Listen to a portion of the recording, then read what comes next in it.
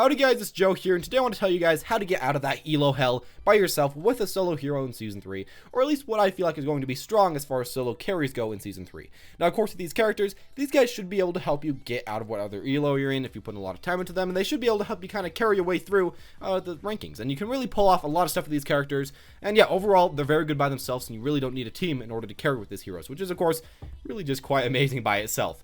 With this as well, I'm basing these heroes off of the power that they have right now, and the power that they're probably going to have in Season 3. Of course, Season 3 is probably going to be mainly just the patch that we have right now. I'm thinking that the patch we have right now is essentially the Season 3 patch, but minus Season 3. So yeah, do expect that. Maybe someone will get buffed, maybe someone will get nerfed before that actually comes out, you know, before Season 3 comes out. But if that does happen, I'll make sure to tell that in the description below, so make sure to check that out before you actually, you know, watch the full video. Anyways, let's go on to the actual 3 best heroes, and let's start off with the one at the bottom. And I feel like this character is really amazing from about bronze all the way up until diamond. Even from where I am, I feel like he's still an amazing character, and that character is Roadhog.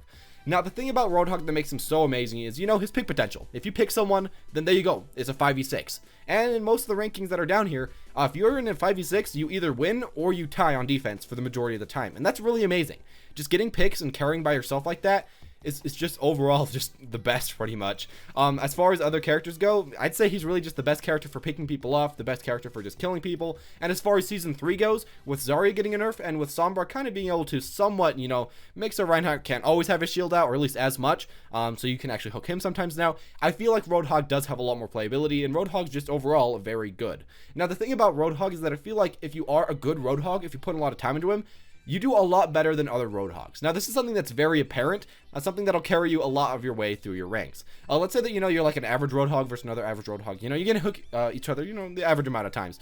But if you're an amazing Roadhog in your rank, you can just hook the other Roadhog, kill them, and then hook the other people on their team, or just kill the other people on their team, and really make your team auto-win a lot of fights. I've seen this a lot, especially when playing on, you know, some accounts that are some of my friends. At low elos, if you're doing really well as Roadhog, if you're doing amazing as Roadhog, if you're picking people off, if you're killing them by yourself, then you can just completely demolish them. As well with this, if you use your ult correctly, that can be a great team wipe. And as well, your own sustain, that's super good as a solo carry, as you don't really have to want to worry too much about your teammates. Having sustain, I'd say, is probably a thing that you definitely want if you're playing solo. So yeah, there we go. That's the pick hero Roadhog, and here's another kind of pick hero, especially on defense. I'd recommend this next character on defense, and of course that's going to be Mei. Now, the thing that makes Mei so good in this season is the fact that once again, you know, the tanks get nerfed a little bit, and the tanks kind of hurt you a lot, so that's really nice. And as well with this, Mei's ultimate is just amazing right now. And as well with all of this, if you're playing on defense, you can get a ton of picks as this character, even more than Roadhog in some situations.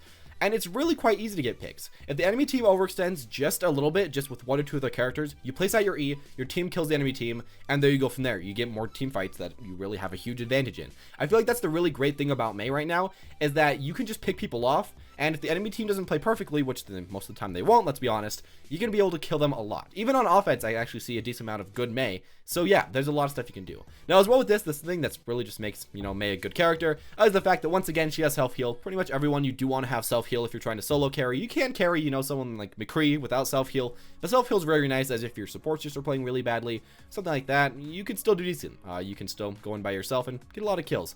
As well with this, she just has some nice crowd control with her left click. And really, her right click does an insane amount of damage. It kills people really fast. And as well with this her ult charge is super fast. Even with the new, you know, 25% slower charging ultimates, her ult comes up really quick. You can use it very often, and it's such a high impact ultimate that in condition with everything else in your kit, I feel like it makes you very strong, and makes, especially when you're by yourself, you can do quite a bit of work. Now, for the final character that I feel like is probably going to be the best character to play solo right now, it's going to be Soldier 76. Now, of course, a lot of people, you know, have heard me talk about this guy, but I feel like he's going to be very good for the simple fact that A, he has self-heal. That's very nice, and he can self-heal his whole team. If you happen to only have, you know, 1 support and you can actually play kind of as a second support. As well, if you have, you know, Soldier, Sombra, and a support, it's kind of like you have 2 supports, like 1 and 3, 4 supports. So you can actually make some of the cancerous games go a little bit less cancer with, you know, a self-healing thing, and that heals your team as well. Also with this, he did get that giant DPS buff, so now he pretty much has the most consistent good DPS that can also somewhat burst people, can take out tanks, can take out supports at a medium to far range. And with all this, he doesn't really face the other problems that a lot of the other offense characters face. For example, you know, Genji and Tracer, they do have to get very close.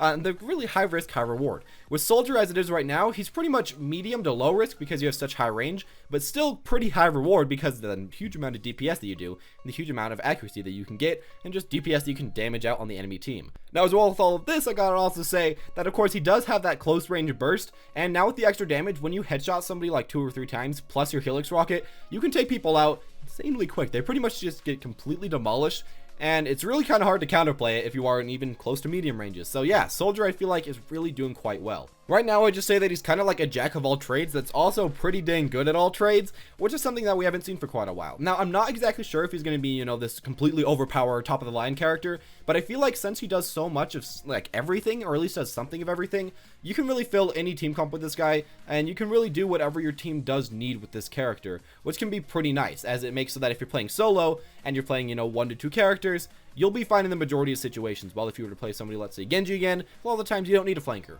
While if you have someone like Soldier, you can use him in the majority of situations. So especially for solo, I feel like he's going to be useful. As well, that team heal's nice. And of course, his ultimate, being able to shred opponent teams without them being able to dodge it, that's pretty cool too.